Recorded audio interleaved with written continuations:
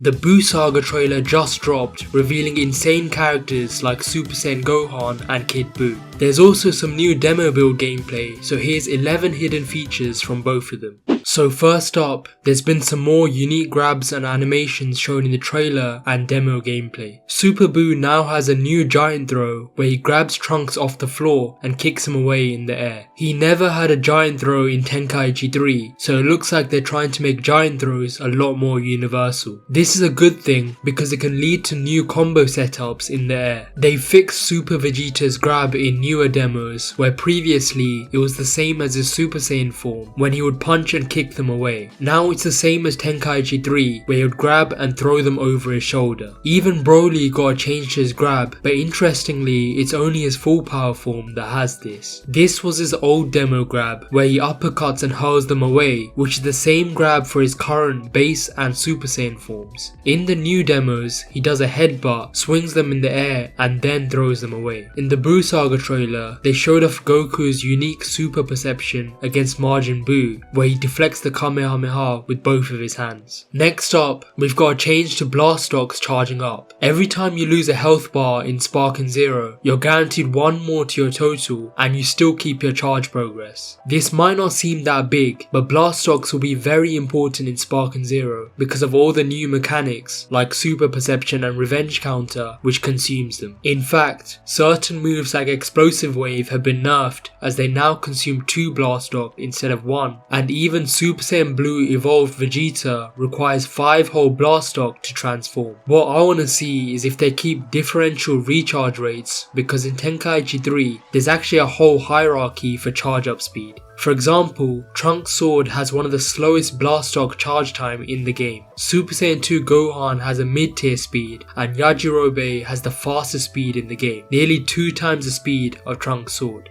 Unfortunately, it looks like Kami's lookout stage might not be returning in Sparking Zero. In these trailers, they usually show character fights in their canon stages. For example, Great Saiyaman at the World Tournament, Majin Vegeta at Rocky Area, and Super Saiyan 3 Goku in the Kaioshin realm. However, for Super Buu vs Gotenks, they didn't show the canon stage of Kami's lookout or the hyperbolic time chamber, and they even did the same with no mountain road for Vegeta vs Android 18. Now, I'm not saying these maps are 100% deconfirmed, but it does look more unlikely to be in the game, unless they're purposely not showing these stages until the final launch trailer or even the final release. And there's even more bad news, because somehow Kaioshin or Supreme Kai didn't make this trailer. I genuinely thought he would 100% be back, even with his Kibito Kai form, because he has many fights in Dragon Ball Z, such as Piccolo in the World Tournament or Babidi and Majin Buu. He really should have been shown here because this was a Z Saga specific trailer where he's significant to the story, but there are some reasons why he could get revealed later. They released a tournament trailer before and showed a perfect Kaioshin model, but I can understand it might just be cinematics as Pui Pui is still an NPC in Babidi's moveset. In Dragon Ball Super, he basically never fights, but there might be a future trailer showing him interacting with Zamasu or stopping Babidi with future Trunks. But the main reason why he could still be in the game is Dragon Ball Daima. Mini Kaioshin should play a significant role in Daima with Goku, and the latest trailer suggests there could be a new Kaioshin, so they may end up adding regular Kaioshin to the game along with the Daima DLC pack. Regardless, he plays an important role for the story and he was in the Tenkaichi 3 roster, so hopefully he returns later. Moving on to some more positive news, we've now got all the base roster Gohan forms revealed. They actually made a small error in the trailer where they showed his Super Saiyan 2 form fighting Dabura instead of Super Saiyan 1. When Gohan gets his energy drained by Spopovich, he's shown in Super Saiyan 1 instead of Super Saiyan 2, so they just swapped it around incorrectly. You can tell the difference from the forms mainly by his front bang, which is one really long one in Super Saiyan 2, and in Super Saiyan 1 he has 2 of them. Super Saiyan 1 Gohan actually uses a new rush super against Dabura called Explosive Combination, where he punches him into the air and does a downward backflip smash. The trailer cuts here as he goes in front of Dabura, but this move is actually from Raging Blast 2 with the same sequence, but but at the end he fires an energy blast downwards. This move should hopefully replace his Blast 2 energy barrage wave from Tenkaichi 3, which is really good because people would often spam super explosive Madan instead. Speaking about Gohan, his arch nemesis Perfect Cell also got slight change to his ultimate. In Tenkaichi 3, if Cell uses his ultimate Perfect Barrier on you, there are 3 outcomes. If you don't click guard in time, you'll be fully damaged by the multi-hits. If you click guard once, then even if you let go of the guard button, you'll still guard and be safe from the rest of the multi-hits. If you're good enough, you can also dodge every single multi-hit like Super Explosive Wave. Remember the second outcome I told you about. In this Sparking Zero clip, you got Future Trunks against Perfect Cell and he uses the same ultimate. Notice how he blocks the first hit, but after that he's able to let go of his guard and literally charge up his ki unharmed inside of the attack. This is literally the same as Sukuna using Malevolent Shrine, his domain expansion on you, and instead of being cleaved to smithereens, you can just sit and charge ki peacefully. It makes Perfect Cell's ultimate pretty useless and should definitely be addressed. So all the Z Saga trailers are complete now, and with 25 slots remaining, I want to make some character predictions for the next trailer. We still have some missing Dragon Ball Super characters in the roster, so that should be the next theme, but for me, there's 2 ways they can handle this. Option 1, they'll only go for the essential Dragon Ball Super characters and maybe a few low-key ones, giving us lots of slots for other Saga characters. Or option 2, they try to pack as many Dragon Ball Super characters as possible and there's only a few slots for other Saga characters. For one, we would have Jacko because he fights the Frieza army, Kaba Super Saiyan 1 but not Super Saiyan 2, similar to how Caulifla only has Super Saiyan 2, but they might add Super Saiyan 2 to his ultimate. Base Frost, Final Form Frost, Botomo, Magetta, God of Destruction Toppo, and the last 2 will be some other Tournament of Power warriors, maybe someone like Ganos and Polina. That's 10 characters made out of 8 essentials and 2 low-key ones, which is significant because there's 15 slots remaining after that. In Tenkaichi 3, there were exactly 15 slots dedicated to OG Dragon Ball, made up of characters like Kid Goku, General Blue, Cyborg Tao, Pilaf Machine, Kid Chi-Chi, Great Ape Goku, etc. So it would be perfect to finish off the roster like that. Or for option 2, they can go mayhem with Dragon Ball Super characters such as Jacko, Tagoma, Shisami, Frieza Soldier, Kaba Super Saiyan 1, Base Frost, Assault Frost, Final Form Frost, Botomo, Magetta, God of Destruction Toppo, Champa, Vados, Basil, Lavender, Pilina and Saunel, the Universe 6 Namekians,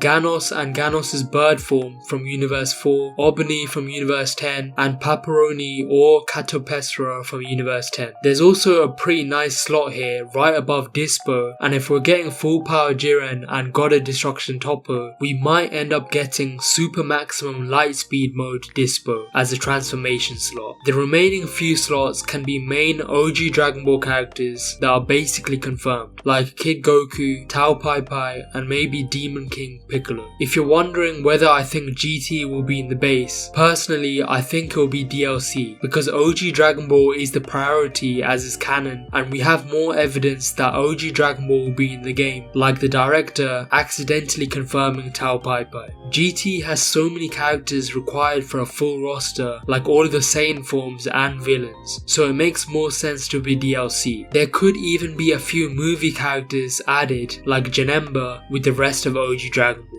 I also want to say when I think we'll get the next trailer. If you haven't noticed already, we're now getting trailers at the start of the month instead of the end of the month, as we're closer to release. But it wouldn't make sense if the next trailer is in a month's time, as the game would already be out by then, and there'll also be a general launch trailer released a few days before October the 8th. So at a minimum, we should have 2 more trailers, one to cover Dragon Ball Super, one to cover the launch, and then probably a separate special Saga trailer. Tokyo Game Show is an upcoming massive gaming event on the 26th to the 29th of September, which would be the perfect opportunity for a trailer. Bandai is already a confirmed partner there, and last year in 2023 they showed off multiple types of games. They had special live talks and stages for Tekken 8, Sandland, Gundam, and My Hero Ultra Rumble, which even announced the release date for the game. They also had gameplay showcases for other popular popular games like Power World, Street Fighter, Sonic Superstars and Persona 5, so it's likely we'll get trailers for Sparking Zero and the new Bleach game, which is looking pretty hype right now. Evil Buu was newly revealed in this trailer and he has a few cool properties to him. He has a unique Dragon Dash animation where he travels with his head upside down, which is from the anime and returning from Tenkaichi 3. He also has a new ultimate attack shown in the trailer called Guilty Flash. He punches his opponent in the gut and throws his right hand forward, firing a deadly energy wave. He used this move in the anime against the idiot who shot the dog, and here it's a lot more orange compared to the trailer, which started off as orange and became pink, but I think it's probably some filter because you can see the red smoke coming out of it at the end. This is a really good change because his Tenkaichi 3 ultimate was Super Explosive Wave, which is a pretty boring filler move, so now Evil Buu feels unique and fun to use. And finally, Babidi has a completely new ultimate which actually wasn't shown in the trailer and was uploaded as a separate clip. It's called Super Electroshock Sorcery, where he charges up some psychic or magical power, his eyes glow red and blows the opponent up. This is actually the exact same move he used to kill